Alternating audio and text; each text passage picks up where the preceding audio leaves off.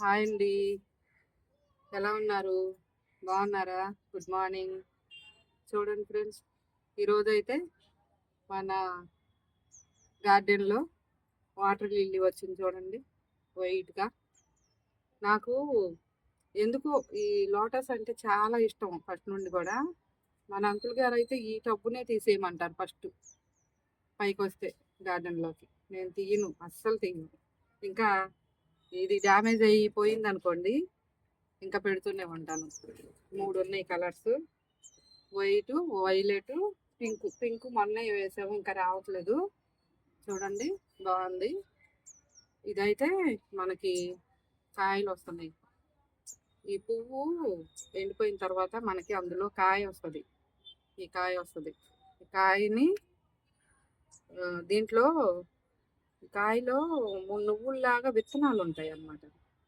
ఆ విత్తనాలు రాలి ఇంట్లో మనకి చూడండి ఇక్కడ చిన్నది చిన్న ఇవొస్తున్నాయి. ఒక ఒక ఫ్లవరు మొదలవుతుందన్నమాట. ఇంకొక మొక్క. చూడండి, ఇంకా మొగ్గలున్నాయి.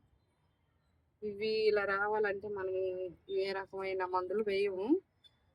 వేయకుండా నేనైతే చూడండి, అరటిపండు తొక్క ఇదుంది. ఇది 4 మూలల్లో మట్టిలో సైడ్ అమ్మటి కుచ్చుతాను.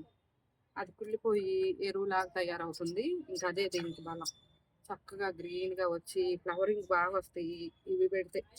అప్పుడప్పుడు. అప్పుడంటే మనం వాటర్ మారుస్తాం కదా 10 రోజులకొకసారి. అలాంటప్పుడు వాటర్ మార్చేసుకొని మళ్ళీ ఇవి పెడతా ఉంటా. ఈలోపు ఈ నీళ్ళల్లోకి దీంట్లో వచ్చే బలం అందుకుంటుంది. అది కుళ్ళిపోయి ఫ్లవరింగ్ వస్తూ ఉంటుంది. పెట్టాలి, అప్పుడప్పుడు పెట్టాలి. పండిపోయిన ఆకులు తీసేసుకోవడం, ఇట్లా చూడండి ఇలాంటివి తీసేయడం అలా చేసుకోవాలి.